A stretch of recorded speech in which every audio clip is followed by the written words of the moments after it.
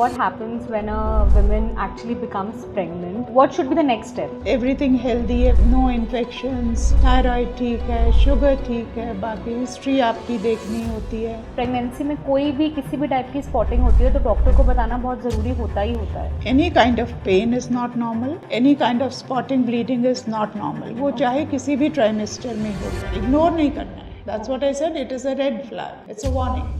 जब तक 3 मंथ्स पूरे नहीं हो जाए ना तब हाँ। तक किसी को डिस्क्लोज मत करो। ठीक है, कहते हैं ये लोग कि 3 महीने नहीं बताओ, क्योंकि फर्स्ट 3 मंथ्स बहुत डेलिकेट होती है प्रेगनेंसी की। Right, there is a term called morning sickness. लोगों को लगता है मॉर्निंग सिकनेस सिर्फ मॉर्निंग के लिए ही होती है।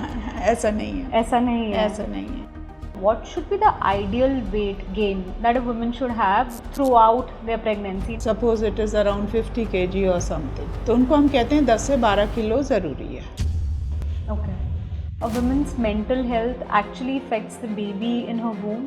बिल्कुल, उसकी ग्रोथ भी इफेक्ट होती है, प्रीमेच्योर डिलीवरीज भी होती हैं, मिसकैरेजेस भी हो सकती हैं। People are very scared about the intimacy. First trimester में तो डेफिनेटली अवॉइड करो। हर हर महादेव।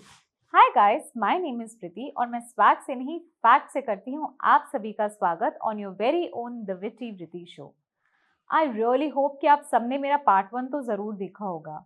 आपको पता चला होगा कि कितनी सारी चीज़ें हैं जिनके बारे में हमें बहुत कन्फ्यूजन होती है, बट उस पार्ट से हमारी थोड़ी कन्फ्यूजन तो दूर हुई होगी। अब चलते हैं हम अपने सेकेंड पार्ट की तरफ, which is what happens during the pregnancy and postpartum. Doctor, now let's discuss onto what happens when a woman actually becomes pregnant. There's a common, misconception or confusion that a woman has is जब उन्हें पता चलता है कि वो pregnant हो गई हैं तो क्या करना चाहिए? Like should she immediately call her doctor and inform her या एक स्कैन बुक करना चाहिए या बस वेट करना चाहिए? What should be the next step? See, once she knows she is pregnant, आजकल पेशेंट्स होम टेस्ट कर लेते हैं, Right. है ना, जब वो एक्सपेक्ट कर रहे होते हैं कि उनकी साइकिल आने वाली है या 1-2-4 दिन जो भी उनका Right. साइकिल का लेंथ था, उसके बाद वो टेस्ट करते हैं। And home pregnancy test is almost 97-98% correct. So उनको पता होता है कि वो प्रेग्नेंट है। फिर वो मोस्ट पेशेंट्स तो हमें कॉल करते ही हैं कि डॉक्टर मेरा टेस्ट पॉजिटिव आ गया, अब मैं आपसे कब मिलूँ। Right. सो फिर हमको बताते हैं आपकी तबीयत कैसी है, कैसा लग रहा है, ब्लड चेक करा लो अगर आपको ज़रा भी डाउट है, और एटलीस्ट आपको 1 हफ्ता 10 दिन ऊपर हो जाए तो आप आके हमसे मिल लो। स्कैन तो डेफिनेटली, पहला scan earliest we do 7 days और 10 days। जैसे ही वो स्किप करते हैं, एक तो प्रेगनेंसी कंफर्म हो जाती है, Right. कितनी gestation, what the ladies feeling कि मेरा इतना दिन ऊपर हुआ, कई बार आगे पीछे भी थोड़ा बहुत हो सकता है। Right. प्लस सबसे इम्पॉर्टेंट है ये देखना कि प्रेगनेंसी राइट प्लेस में है, यूट्रस में है, ट्यूब में नहीं है। Tubal pregnancy something very serious. Okay. और अगर वो 15 दिन बाद आते हैं, उनकी रेगुलर साइकिल होती है, तो हमें हार्ट बीट भी दिख जाती है। अच्छा, तो उनको okay. अपने डॉक्टर से बात कर लेनी चाहिए कि क्योंकि उनको उनकी हिस्ट्री पता होती है। अगर वो अपना कोई उनके पास है जिसके पास वो पहले जा रही हैं, somebody known to them, otherwise they take an appointment and come, and of course उसके बाद the doctor will chart out कि अभी ब्लड चेक करो, अब स्कैन के लिए आ जाओ, अब क्या सिम्टम्स आपको हो रहे हैं, आपको क्या ब्लड टेस्ट करने हैं टू सी कि एक तो बीटा HCG बताया कि प्रेगनेंसी टेस्ट कंफर्म Right. कर, it's a blood Exactly. Check for pregnancy hormone. Then is everything healthy, no infections, thyroid ठीक है, शुगर ठीक है, बाकी हिस्ट्री आपकी देखनी होती है। जैसे पहले हमने बात की, फोलिक एसिड उन्होंने टाइम से स्टार्ट किया था, नहीं तो जितना जल्दी हो सके वो उतना स्टार्ट जल्दी करें। स्टार्ट करें। और अगर कोई कॉम्प्लिकेशन है तो उसको अकॉर्डिंगली डील करेंगे फिर। राइट मैम, कुछ केसेस ऐसे होते हैं ना जिनमें सम स्पॉटिंग हाँ and then women get very scared. हाँ, सो प्लीज टेल अस कि कौन से ट्राइमेस्टर में अगर स्पॉटिंग हो, लाइक फर्स्ट, सेकंड, थर्ड, तो क्या क्या कौन सी स्पॉटिंग नॉर्मल होती है, किसके लिए थोड़ा सा सीरियस इश्यूज हो सकते हैं, so one has to be very careful. हाँ। और जस्ट इन केस प्रेगनेंसी में कोई भी किसी भी टाइप की स्पॉटिंग होती है तो डॉक्टर को बताना बहुत ज़रूरी होता ही होता है। हाँ, बिल्कुल ज़रूरी होता है बताना। स्पॉटिंग हम पेशेंट को बताते हैं, 2 रेड फ्लैग हैं मेनली जब आप प्रेग्नेंट होती हैं। Any kind of pain is not normal okay and any kind of spotting bleeding is not normal, वो Okay. चाहे किसी भी ट्राइमेस्टर में हो। ओके फर्स्ट ट्राइमेस्टर में ऑलमोस्ट 10-15% पेशेंट्स में हल्की फुल्की स्पॉटिंग हो सकती है, पर उसका मतलब ये नहीं है उसको नॉर्मल पास करें। उनको डॉक्टर Okay. के पास आना है, चेक कराना है और ट्रीटमेंट लेना है। ओके सेकेंड ट्राइमेस्टर में तो अगर ऐसी स्पॉटिंग हो रही हो तो बिल्कुल आना है। थर्ड ट्राइमेस्टर में जब आप डिलीवरी के आसपास हैं, पेन के साथ हो रहा है, वो for labour right and delivery, then it could be a part of this. Otherwise spotting bleeding normal नहीं होती है प्रेगनेंसी में। ओके सो हाँ। One should always consult a doctor. हमेशा हमेशा इग्नोर नहीं करना है। That's what I said, it is a red flag, okay it's a warning. Okay या doctor you yourself you are a mother yes and कितने सारे you know mother in laws होती हैं या फिर दादी इन लॉज होती हैं जो बोलती हैं कि जब तक 3 मंथ्स पूरे नहीं हो जाए ना तब हाँ। तक किसी को डिस्क्लोज मत करो। तो हाँ। आपके हिसाब से साइंटिफिकली क्या इसमें कुछ रीजनिंग है या फिर ये पुरानी कथाएं हैं जो चलती हुई आ रही हैं दैट यू नो आगे बढ़ रही हैं ये बस? नहीं प्रीति, ठीक ही कहते हैं ये लोग कि 3 महीने नहीं बताओ, क्योंकि फर्स्ट 3 मंथ्स बहुत डेलिकेट होती है प्रेगनेंसी की राइट राइट कंडीशन ना। 30% पेशेंट्स में कई बार लॉस भी हो जाता है, और अगर Right. आपने किसी को बता दिया आपको तो फील होगा ही, बट जिसको भी आपने शेयर किया उसको भी लॉस होगा। मे बी योर, जैसे आप दादी का बता रहे हैं, उनको तो बहुत ही ख़राब लगेगा। सो Right. आपने बताना भी है, इस पर्पज़ के लिए बताते हैं। एक तो आप जॉइंट फैमिली में रह रहे हो तो आपको केयर चाहिए कि आपके food habits and all that का उनको ध्यान रखना पड़ेगा। होता कई है। चीज़ों की प्रिकॉशन भी रखनी पड़ेगी। तो उनको तो जैसे ही आपको पता लगता है उनके साथ शेयर कर लो, इमीडिएट फैमिली के साथ। But extended family, friends, see your situations, but the best time is once you completed, पूरा 3 महीना हो गया, बेबी नॉर्मल है, ग्रोथ ठीक है, फिर बताने में ज़्यादा अच्छा लगेगा। Okay, हाँ। all right. हाँ, Okay. Ma'am, there's a term called morning sickness. बिल्कुल। लोगों को लगता है मॉर्निंग सिकनेस सिर्फ मॉर्निंग के लिए ही होती है। ऐसा नहीं है, ऐसा नहीं है। ऐसा नहीं है। इट कैन हाँ, happen during any time of the day किसी वक्त। हाँ, एंड कुछ ऐसा होता है कि खाली फर्स्ट ट्राइमेस्टर में ही हो सकती है, सेकंड में ही हो सकती है या थर्ड में ही हो सकती है। किसी किसी की ऐसे भी होती है जो थ्रू आउट तक चले हाँ। और किसी किसी की बहुत कम टाइम तक होती है। सो जस्ट टेल अस कि हाउ इट रियली गोज। देखो, मॉर्निंग सिकनेस फर्स्ट ट्राइमेस्टर में ऑलमोस्ट 50% वेमेन को होती है, राइट क्योंकि हार्मोन लेवल आपका इतना हाई हो जाता है, ईस्ट्रोजन, प्रोजेस्टेरॉन, HCG, और आपकी बॉडी को एडजस्ट करने में टाइम लगता है। राइट सो ये मॉर्निंग सिकनेस और evening sickness, nausea vomiting, basically हम इसको कहते हैं प्रेगनेंसी नॉजिया एंड वॉमिटिंग, किसी भी वक्त हो सकती है। अक्सर सुबह के टाइम ज़्यादा होती है, पर शाम को भी हो हो जाती है। जाती है। फर्स्ट ट्राइमेस्टर में तो जैसे मैंने आपको बताया 50% लेडीज़ को होती है, बट अर्ली सेकेंड ट्राइमेस्टर में भी 16-17 वीक्स से धीरे धीरे कम होती चली जाती है। बहुत कम पेशेंट्स ऐसे होते हैं जिनको थ्रू आउट पूरे 9 महीने वो कहते हैं हमें तो वॉमिटिंग होती ही रहती है। राइट सो वो उनकी बॉडी इस तरीके से इन्फ्लुएंस करती है, या उनके और कोई प्रॉब्लम्स होते हैं। कई पेशेंट जिनके गॉल ब्लैडर इश्यूज होते हैं, उनमें ये चांसेस होने की ज़्यादा ज़्यादा होते हैं। चांसेस होते हैं। सो अगर इतनी लंबी चल रही है तो डेफिनेटली उसको आप इन्वेस्टिगेट कर लो, कि खाली हम उसको ये ना पास ऑन कर दें कि ये प्रेगनेंसी की वजह से। Right. And I recently met someone.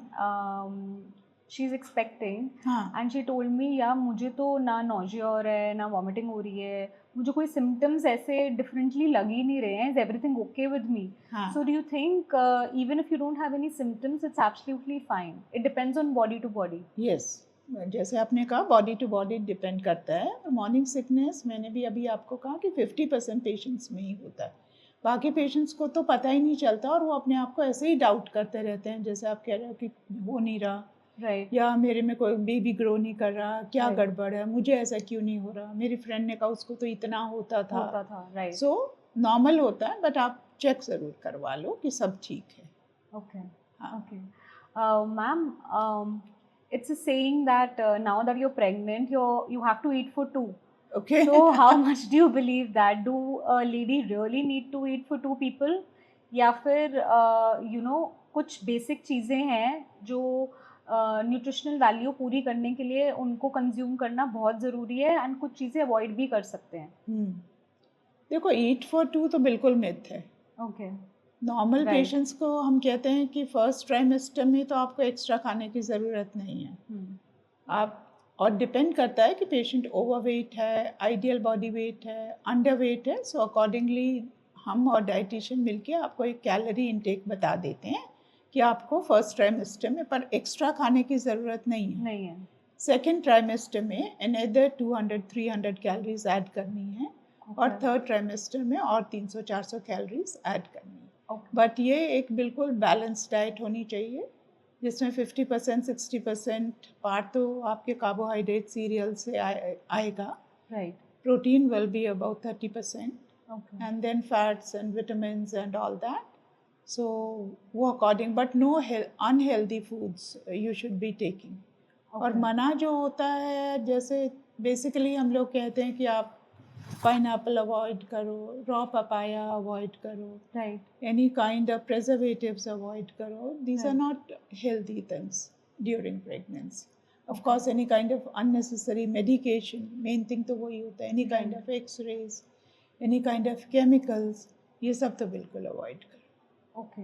Okay. And a lot of women they have some cravings. किसी को चॉकलेट की होती है, किसी को आइस की होती है. I remember during my time, I used to crave for mud, which was very unusual. So, do you think कि women को कुछ ना कुछ deficiencies होती हैं, इसकी वजह से ये craving होती है? देखो, हेल्दी क्रेविंग्स जो आप बता रही हैं, चॉकलेट की हो गई, समटाइम्स नॉट ओनली शुगरी, सम सार, खट्टा खाने को उनको मन है. Right. या चिलीज खाने का, एक्स्ट्रा स्पाइसी खाने का मन है. Right. सो उसकी कंडीशन देख के if it is not affecting उसकी हेल्थ एंड ऑल दैट, तो हम कहते हैं ठीक है, आप कर सकते हो. बट अनहेल्दी क्रेविंग्स जो आप बता रहे हो कि मिट्टी खानी है, वो तो बिल्कुल अवॉइड करना है. Right. और यू आर सेइंग कि can it be because of some deficiencies? Yes, sometimes calcium deficiency, iron deficiency, इन पेशेंट्स में ये क्रेविंग ज़्यादा होती है. We call it pica. मिट्टी खाने को भी से पाइका, PIC है kind of, but it's unhealthy craving. So वो तो नहीं. So in such cases क्या कुछ टेस्ट भी करवाने चाहिए? हाँ, करवाने. जैसे आयरन का मैंने आपको बताया, कैल्शियम लेवल बताया, और इन चीज़ों में डेफिशिएंसी है. वैसे भी नॉर्मली हम सप्लीमेंट तो करते हैं, राइट, पर जिन पेशेंट्स में डेफिशिएंसी है उनमें ज़्यादा ज़रूरत होती है. ओके. और फिर आप when they have a craving for that, you can give them something else to chew on or nuts or something, Right. जिससे उनकी ये cravings ना कम हो. थोड़ी subside. हाँ. Right. Doctor, according to you, what should be the ideal weight gain that a woman should have throughout their pregnancy? 9 months कितना ideal weight है कि इतना बढ़ा लो तो सही है, उससे ज़्यादा नहीं करना चाहिए, अवॉइड करना चाहिए उससे ज़्यादा करने के लिए. ओके. तो उसमें भी यही कैटेगरीज आएंगी. अगर आपका वेट प्री प्रेगनेंसी वेट ठीक है, suppose it is around 50 kg or something, right, which is an ideal kind of body weight for Indian women who are trying to conceive, 50, 52, 55. Right. तो उनको हम कहते हैं 10 से 12 किलो ज़रूरी है. Okay. जो ओवरवेट हैं उनको हम कहते हैं 6 से, आप बेबी का वेट बढ़ने दो, थोड़ा बहुत फैट अपने में, फैट ज़रूरी है to carry the pregnancy, right, for the energy, for the milk production and all that. So 6 से 8 किलो उनको बोलते हैं. बट जो अंडर वेट हैं उनको तो हम कहते हैं कि आप 15 किलो तक बढ़ा लो. right. क्योंकि आपका अपना वेट पहले ही बहुत कम है. right. और अकॉर्डिंगली हम डाइट भी उनको सजेस्ट करते हैं कि किस तरीके से, इसमें फ़ैट कितना होना चाहिए, प्रोटीन, क्या क्या चीज़ वो खाएं जिससे उनका बॉडी वेट आइडियल रहे. हाँ, during pregnancy. Okay. As a women इतने हार्मोनल चेंजेस होते हैं बॉडी में, so a lot of women go through anxiety, depression. Do you think that a women's mental health actually affects the baby in her womb? बिल्कुल If a woman is anxious, the child can be born with all kinds of mental problems. So it can be transferred to the baby. The baby can be hyperactive, can be anxious. So mental health के ऊपर बहुत stress है. पहले तो खाली हम physical health के ऊपर आपके स्ट्रेस करते थे. Right. But now, as I'm telling you, कि even before a woman gets pregnant, we assess her mental health as well. और उसको जितना भी हम स्टेबलाइज कर सकते हैं वो कोशिश करते हैं. प्रेगनेंसी में भी जैसे एंग्जाइटी हो गई, और दे आर फीलिंग लो, और they are feeling mood swings बहुत हो रहे हैं. एक बार में दे आर एक्साइटेड, एलेटेड कि हाँ मैं प्रेग्नेंट हूँ, and then they realize it is such a stress and all that. Next day you find them being very low. Right. So sabko we have to listen to them and help them out so that it doesn't affect the baby. उसकी growth भी effect होती है, premature deliveries भी होती हैं, miscarriages भी हो सकती हैं. सो इफेक्ट तो पड़ता है. इनफैक्ट इन चीज़ों का इफेक्ट उसकी later on during childhood, during adulthood भी इसका इफेक्ट चलता है, आता है. इसको हम लोग कहते हैं the effect of epigenetics, something which has happened while the baby was in the वूम. Okay. So mental health is equally important. Ma'am, a lot of women are very scared कि अगर उन्हें पता चलता है कि वो प्रेग्नेंट हो गए हैं तो वो बस बैठ जाते हैं, या उनसे ज़्यादा उनके घर वाले बहुत ज़्यादा डर जाते हैं दैट अब तुम कुछ नहीं उठाओगी, अब तुम कुछ काम नहीं करोगी. मतलब obviously different families behave in certain different ways. कुछ बोलते हैं कि it really doesn't matter even if you are pregnant, आपको घर का भी काम करना है, आपको अपने पहले बच्चे को भी देखना है, आपको सब कुछ करना है. और कुछ लोग बहुत ज़्यादा डर जाते हैं. So trimester wise could you please tell us how careful a woman should be in terms of exercise. क्या चीज़ें करनी चाहिए और क्या चीज़ें थोड़ी सी अवॉइड करनी चाहिए? वृद्धि, पहले तो ये देखना है कि ये प्रेगनेंसी नॉर्मल है, ओके, लो रिस्क है, नॉर्मल है, या इसमें कोई हाई रिस्क फैक्टर्स है. ओके. हाई रिस्क फैक्टर्स हो गए जैसे किसी को पहले अबॉर्शंस हो गए, राइट, किसी की प्री टर्म डिलीवरी हो गई, किसी को ब्लड प्रेशर है, डायबिटीज़ है. राइट. सो उसका अकॉर्डिंगली हम उनको फिजिकल एक्टिविटीज़ समझाते हैं कि आप ये कर सकते हैं और ये नहीं कर सकते. बट एक patient low risk pregnancy normal, तो फर्स्ट ट्राइमेस्टर में वी से walking is the best exercise for you. And पहले अगर वो लोग जिमिंग कर रहे थे, वेट कर रहे थे, प्रेगनेंसी नॉर्मल है, तो समटाइम्स वी अलाउ देम कि आप थोड़ा वेट अपना कम कर लो, जो भी आप weight lifting and all that. Right. And so they can reduce it, but they can continue because their body was used to it. Swimming जैसे कोई कर रहा था, swimming is also a low impact exercise. Right. They can continue if there's no high risk factor. तो first trimester में तो इतना ही allow करेंगे. Okay. Second trimester is the actually the honeymoon period, जब उसकी तबीयत बिल्कुल ठीक लगती है, नाउजिया वॉमिटिंग ख़त्म हो जाता है, Right. वेट की सेंसेशन होती नहीं है, एंड दे फील कि मैं तो अब मेरा stamina, Top of the world. हाँ, टायर्डनेस Right. वो सब काफ़ी कम हो गया. थोड़ी सी एक्सरसाइजेस बढ़ा सकते हैं. And in a way, women is kind of used to the fact that she's carrying something inside her, हाँ, and she's pretty comfortable with it. हाँ. सो अगर Right. उनको ठीक लग रहा है तो एक्सरसाइजेस हम उनकी बढ़ा सकते हैं, बट फिर भी moderate.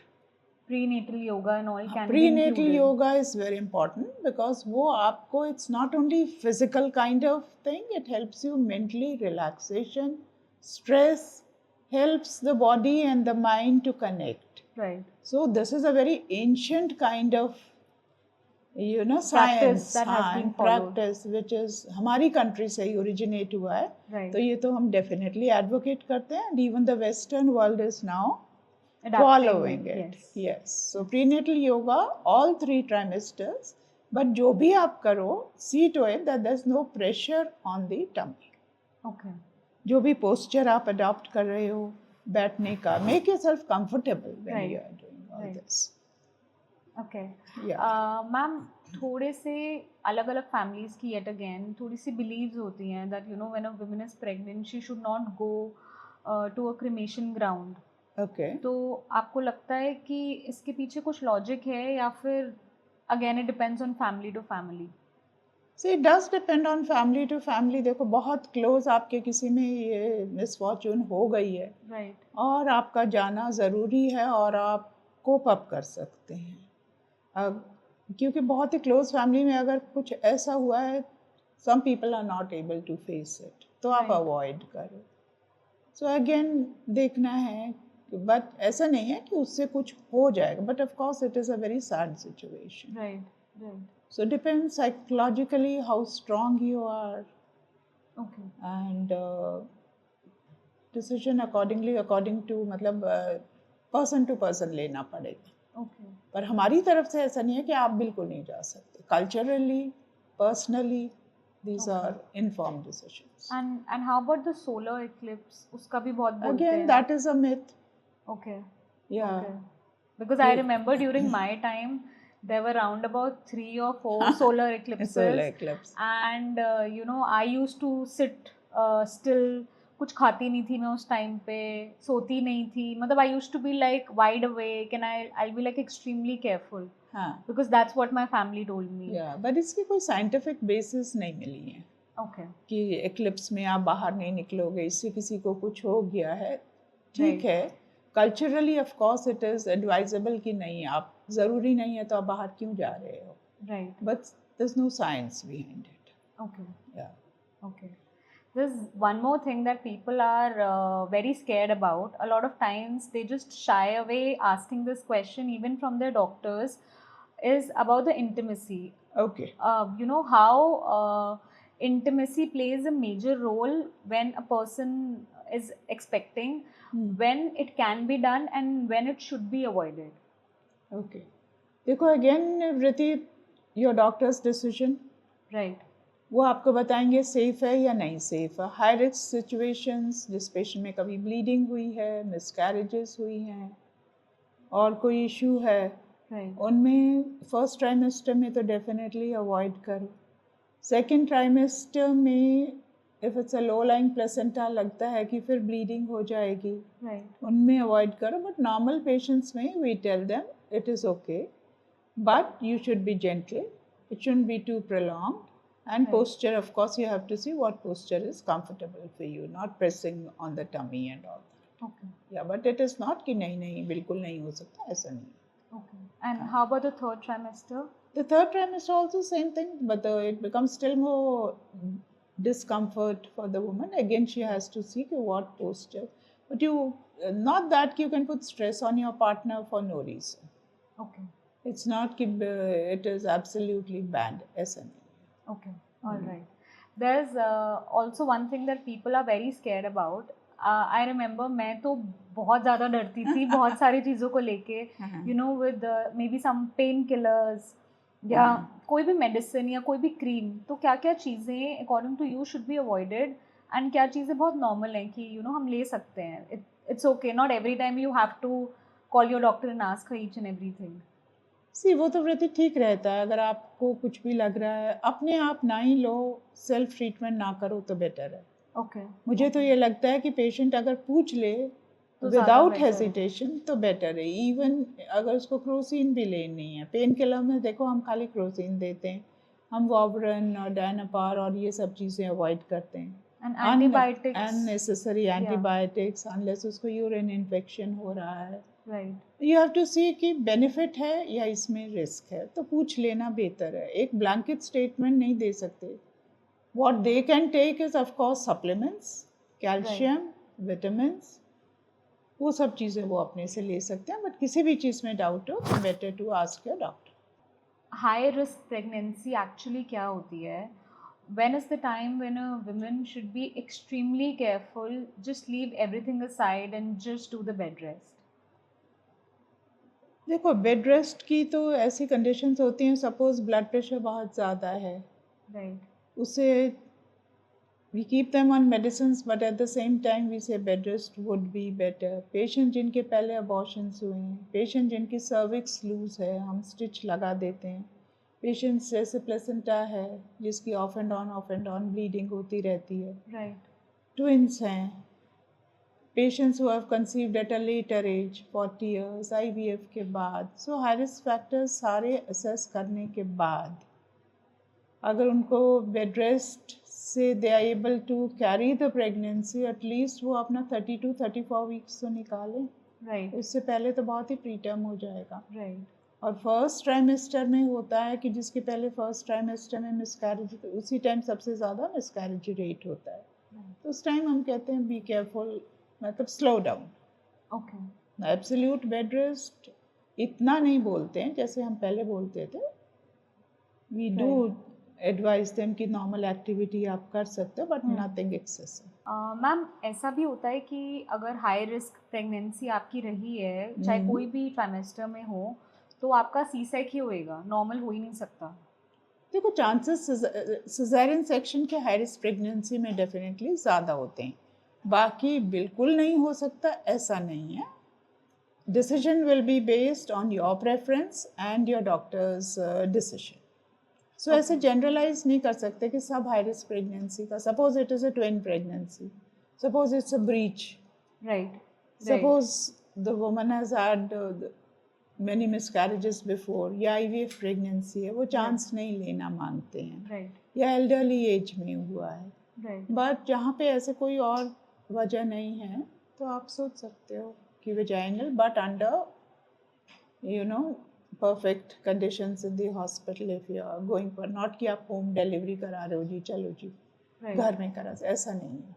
But high risk pregnancies में मेनली प्रेफरेबल होता है अगर आप सेफर रूट ले लो, but not compulsory. not compulsory. Not compulsory. And doctor, I've also heard that if your first pregnancy you've had a C-sec, तो second में भी C-sec ही होता है, आप normal नहीं कर सकते. How true is that? देखो, दोनों टाइप के ओपिनियंस हैं। Most people and most doctors feel कि एक बार सिजेरियन हुआ है तो आपके एक स्कार आ जाता है यूट्रस में, which is a kind of joint in your body. और सेकेंड डिलीवरी पर, और ये भी देखना है कि किस वजह से आपका सिजेरियन हुआ है। कोई ऐसी वजह है जैसे आपकी पेल्विस छोटी है तो ऑब्वियसली सेकेंड टाइम भी वो तो छोटी ही रहेगी, राइट है ना, तो उसमें तो आपका सिजेरियन ही होगा। बट अगर पहले आपका हुआ है कि बेबी ने स्टूल पास कर दिया, you are about to deliver and all that, और या बेबी बहुत बड़ा था या पोजीशन ब्रीच थी, तो उसमें एक टर्म होती है vaginal birth after caesarean, we back. बट उसमें भी हम असेस करते हैं कि उसमें आप पिटोसिन ड्रिप वगैरह उन सब का यूज़ नहीं, पेशेंट नेचुरल लेबर में चला गया, delivery is going to be easy, तो अलाउ कर सकते हैं। लेकिन लगा कि ये बहुत लंबा लेबर होगा, सर्विक्स क्लोज्ड है, बेबी बहुत बड़ा है, पॉसिबल नहीं होगा, तो चांस नहीं लेते हैं, क्योंकि यूट्रस में एक स्कार है। लंबा लेबर लेंगे तो उसके खुलने का चांस होता है, जो मदर और बेबी को हार्म कर सकता है। और ये सारी चीज़ें the doctor and the patient should openly discuss with each other कि ये रिस्क फैक्टर हैं, ये बेनिफिट्स हैं, you are a candidate for safe vaginal birth after caesarean और not. Like me, even after being a mother of one, I still don't know about this thing कि एक ऐसा scar होता है हमारी यूट्रस में। And obviously I have also heard कि अगर फर्स्ट सी-सेक हुआ है तो सी-सेक ही होएगा। नहीं, यही वजह है कि चांस नहीं लेनी है कि कोई डैमेज, बट उसके पीछे का रीजन किसी को नहीं पता है। हाँ, because it is a scar, it's a joint in your uterus, no, right. और वो कैसा हील हुआ है, लंबे लेबर में उसके गिवे करने के चांसेस ज़्यादा होते हैं। शॉर्ट लेबर में सब कुछ नॉर्मल है, बेबी साइज ठीक है, पैसेज ठीक है, क्विक डिलीवरी एक्सपेक्ट करें तो करा सकते हैं। Okay and doctor, please tell me what are some early warning signs of preeclampsia that maybe the pregnant woman or the family should not avoid? See early warning sign, देखो preeclampsia में water retention होता है, so weight gain which looks it is not going to be normal, and then some swelling on the feet even during a normal pregnancy is okay. This common, is one of the key, we pass it off, but it should not be associated with a high BP.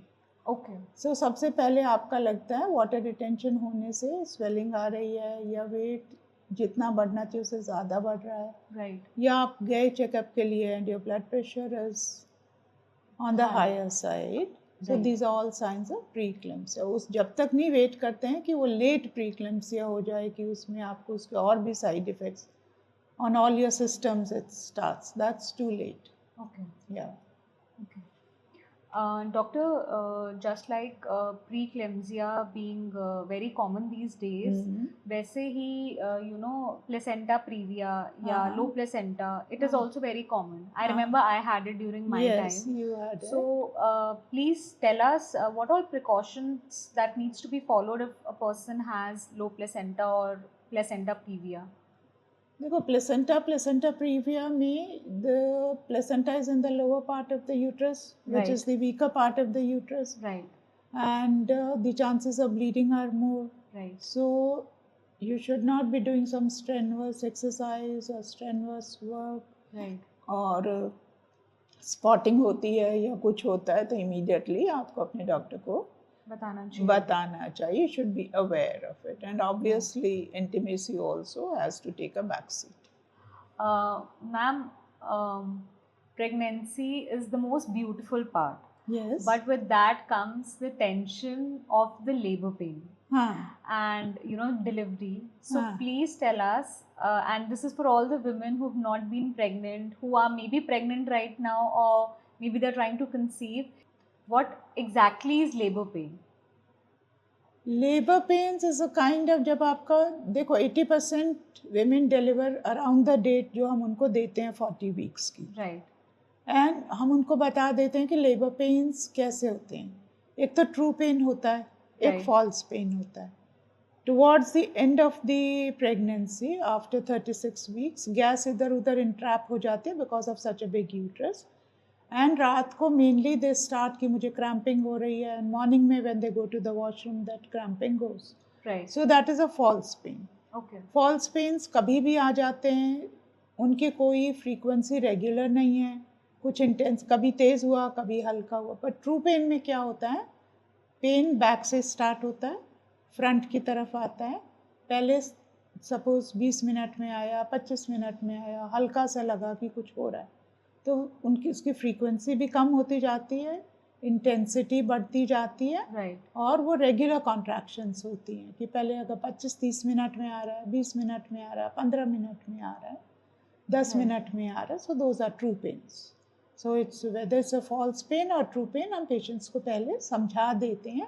पर कुछ भी हो, when you are a first time mother, अगर आपको ऐसा कुछ हो रहा है तो आप फ़ोन करके पूछ लो कि डॉक्टर मुझे ऐसा हो रहा है, मुझे क्या करना है, अभी हॉस्पिटल आना है या कब आना है.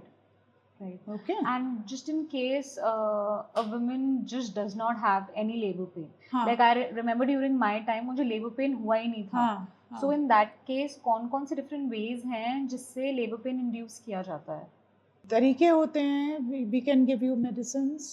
Vaginally भी डाल सकते हैं, क्रीम भी लगा सकते हैं, ओरली भी मेडिसिन्स दे सकते हैं, और ड्रिप भी लगा सकते हैं, पिटोसिन ड्रिप भी लगा. तो डिपेंड्स कि पेशेंट की कोशिश ये होती है आजकल कि drip should not be your first choice, क्योंकि पेशेंट मूव अबाउट नहीं कर सकता प्रेगनेंसी में. During if you are giving a drip, the patient will not be able to move at that time ना, फिर वो बेड पे रहेगा. सो उससे और स्लो डाउन हो जाता है. तो शुरू में तो कोशिश ये होती है कि whether give you vaginal tablets, pessaries, cream, उससे पेन्स इनिशिएट करो, पेन्स एक बार स्ट्रॉन्ग हो जाएं, उसके बाद ही ड्रिप दे सकते हैं हम उनको, Pitocin drip. Ma'am, epidural is something that a lot of women are confused about, if they should take it, if they should not take it, how it actually works. और क्या एपिड्यूरल लेने से एक life long back pain हो जाता है क्या? So what do you have to say about that? Riti, that's again a myth. कोई लाइफ लॉन्ग उससे बैक पेन नहीं होता है. ये पेशेंट्स के साइक में रह जाता है कि मेरी कमर में सुई लगी है तो मुझे तो ये पेन अब उसी की वजह से हो रहा है. और labour pains actually are very strong pens.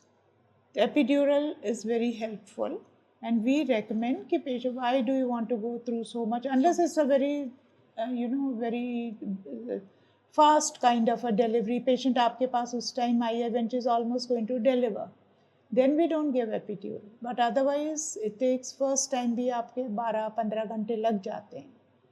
So epidural का कोई ऐसा साइड इफ़ेक्ट नहीं होता. आपकी एंग्जाइटी कम हो जाती है, you are more comfortable. Other patients show डालने लगते हैं, इतना पेन हो रहा है, डॉक्टर सिजेरियन कर दो, नहीं बर्दाश्त हो रहा, नहीं बर्दाश्त हो रहा. So to Right. give them a proper trial, it's better to help them make it as painless or pain-free as possible. As possible. हाँ. Ma'am, there's a quite panic about the stretch marks that Okay. people have. हाँ. They spend thousands and thousands of rupees. I remember I also bought a lot of creams, oils, almond oil lagaya, natural coconut oil lagaya. So is there any scientific reason behind the stretch marks? या फिर anything that a doctor recommends, या फिर irrespective आप कुछ भी लगाओ, कुछ भी करो, अगर ये होने हैं तो ये होते ही हैं. हाँ. It's like a gift from pregnancy that you get. Yes. So many people तो आजकल flaunt भी करते हैं. Right. जैसे baby bump Exactly. flaunt करते हैं. Right. Stretch marks को flaunt करते हैं. This is a sign, Yeah. a good sign. Right.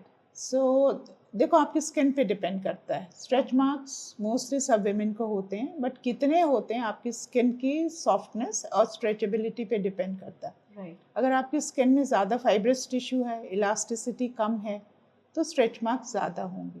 जो आप ये क्रीम्स वगैरह लगाने की बात करें, इससे स्किन सॉफ्ट रहती है और ये कम पड़ते हैं and they are not so deep. So use तो करना चाहिए. In a way, it's a good option. It is a good option. But इससे पूरे खत्म हो जाएंगे, नहीं, इसकी कोई ऐसी गारंटी नो नहीं है. नो ऐसा कोई कह रहा कि इससे बिल्कुल नहीं होंगे, ऐसा नहीं है. आज के टाइम पे भी it's kind of like a silent competition that women have कि मैंने तो सी सेक किया है, मेरा तो नॉर्मल हुआ है. डू यू थिंक इससे कोई फ़र्क पड़ता है कि किसी ने सी सेक किया है या नॉर्मल हुआ है? आपके एक्सपीरियंस में आपको क्या लगता है? देखो, सी सेक हम विदाउट अ मेडिकल रीज़न नहीं करते. राइट. और जब हमें पता है कि इस पेशेंट के लिए सी सेक ज़्यादा ज़रूरी है, उससे मदर का बेनिफिट है या बेबी का इंडिकेशन जिसको Right. हम कहते हैं ना, मेडिकली इंडिकेटेड. राइट. बट कई women आजकल women have a control on their body, what we call as women empowerment now. Right. So they don't want to go through this whole process of labor pains and then having. So that also is a reason some women are opting for it. Right. But normal delivery हो या cesarean हो, कोई baby पे फ़र्क नहीं पड़ेगा. अगर वो सही है आपके लिए, आपके डॉक्टर के अकॉर्डिंग, तो I think you follow that advice. Thank you so much, Dr. Vimal, for the during pregnancy part. I think now we should move forward to the third part, the happy part, wherein the baby is born. Yes, yes. Dr. Vimal, now that the baby is born, everybody is just going gala over the baby. Yeah. And how is the baby looking? बच्चा गया किस पे है? दाद को side पे गया है या नान को साइड पे गया है? But nobody really realizes what a mother goes through. Absolutely. The kind of trauma that she true. is going through, or the hormonal changes that are happening inside her body. What do you have to say about that? बिल्कुल ठीक कहा आपने कि एक बार delivery हो जाती है तो सबका ध्यान बच्चे पे चला जाता है, and the mother takes a back seat. Right. So the mother normally they are able to cope up because they also feel कि बच्चे पे ध्यान जा रहा है, everybody is Right. getting excited. But hormonal changes होते हैं, इतने high levels of hormones suddenly drop होते हैं, Right. जिससे उनकी mental state पे बहुत फ़र्क पड़ता है. तो mental health पे बहुत फ़र्क पड़ता है. They try to cope with it, but issues postpartum blues बहुत होने लगते हैं. They Right. start feeling low. ना चाहते हुए भी for no reason, sometimes they start crying, sometimes they are excited. So Right. to cope with it, the support of the husband and the support of the family and to give importance to the women is very important. Right. Yeah. Right. I think it's equally important, how a woman is treated during Yes. her pregnancy, with the utmost care, respect, and with utmost love. She should be, treated the same way after the pregnancy. हाँ, post delivery भी Post delivery. वो सब Right.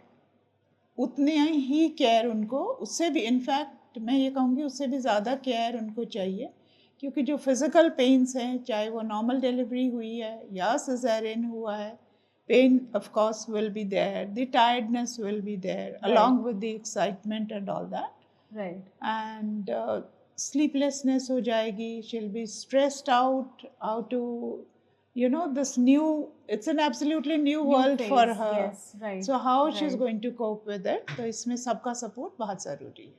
And to your patients, whenever you think that there's a postpartum depression or anxiety or any mental trauma that a woman is going through, once she comes back for the checkup, do you recommend them any external help, maybe from another doctor or maybe some counseling?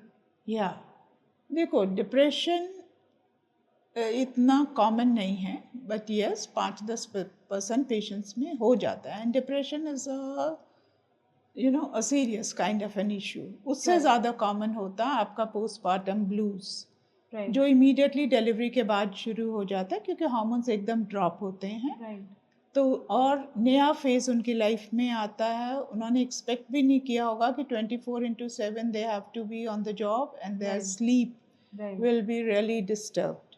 तो उसके लिए support, as I said, husband का support, family का support, कि baby को how they are going to care for the new born and how they are going to at the same time give her support so that she gets rest, she gets a good diet, Right. her pain and all that is taken into consideration.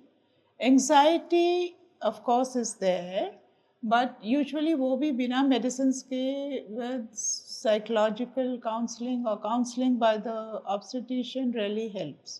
But depression के लिए तो उन्हें medication की ज़रूरत पड़ सकती है and psychiatrist help की ज़रूरत. So you do recommend that to your patients? Definitely. Okay. Yeah. Doctor, I remember my time when I was pregnant. I had gained almost 27 kgs, which is not even funny. Like, I used to literally hog on food. People would tell me that you're very cute, and I Yes. also believe that once a woman is pregnant, she's very cute. But the same woman after delivery becomes a fatty woman. Yeah. So what do you have to say about that? See, during pregnancy, as we said, आपका hormone level बहुत high होता है. There is a glow on your face, what we say कि एक pregnancy glow है. Right. Delivery के बाद जैसे आपको बताया, आपने excess weight gain तो आपने कर लिया. Your belly also becomes loose. You become tired, not only physically, emotionally also you are drained out. Right. So that is what makes a woman less cute. But if you are prepared for it, I think this phase will also should go well. Just pass by. Right. And there's one more thing, especially during your delivery, and especially for the women who have had C-sec, their belly just literally sag. Yes. So would you advise your patients to put the belt post delivery, और कितने time में ये चीज़ करनी चाहिए? देखो, belt is a kind of कि आपको एक पैसिव सपोर्ट मिल गया. राइट. वो तो धीरे धीरे ही अंदर जाए, जैसे धीरे धीरे it has stretched out. Don't expect कि once the child is out, the belly is immediately going to be, as it was before. Right, It is going to right. take 6 weeks, 3 months for all these changes to go back. And as far exercises are important to tone up your muscles. Right. And exercises also will be in a graded fashion. ये नहीं कि second day से आप बहुत strong exercises शुरू कर, those will be harmful. So that has to be under the guidance of your doctor and your physiotherapist and your need and your condition obviously. Belt का इतना important role नहीं होता है. It can only decrease the pain by supporting your muscles, but it will not tone them up. Okay. It will make your discomfort less. It will gradually go over a period of that time. will gradually go. Okay. Okay. And doctor, what will be your suggestion or advice to the husband and the family members of the pregnant women who has just delivered? How can they just support her, not just physically but mentally? In what ways they can actually support her?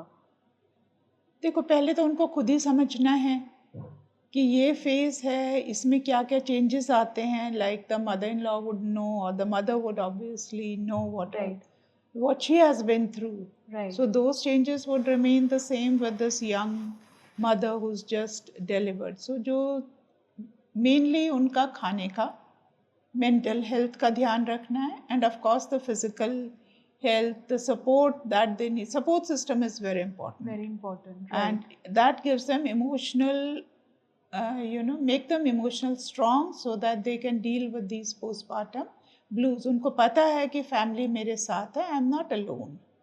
So it's very important. Okay. Doctor, one last question on this topic. The placenta. Yes. Earlier किसी को पता भी नहीं होता था उसका क्या करना है, but now there's this new trend that has started, that people have started saving the placenta or even consuming the placenta, which for me is very weird. What do you have to say about that? See, the placenta, consuming the placenta, that is consuming in what way are you saying? They Like- want to... Like people actually consume it, No, saying no, it's no. very healthy. No, and it's, no. Okay, so it's a wrong Placenta का practice. role for stem cell banking is the blood there to be used as stem cells for different illnesses and all that. Right. That is a new technology which has come up. But Right. that also is in the research setting. So we don't openly tell everybody कि आपको कराना है, because it's in the research setting. There is no definite evidence that it is definitely going to work in this condition and not going to work in this condition. But consumption and all that, no. It should not be done. No. Okay. All right. You know, I'm so glad that you've come on the show, and I'm actually very happy that you're here with us today. You've given out such insightful information, and you've cleared out so many myths that a lot of women have these days. So thank you so much. Yeah, it's been a pleasure, Riti, to be on your show.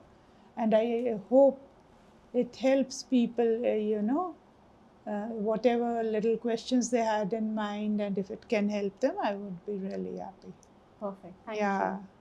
So देखा आपने कि motherhood is just not about delivering. It's about what happens after that.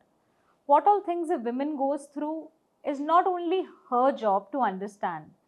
You as a husband, you as a family member can always help her.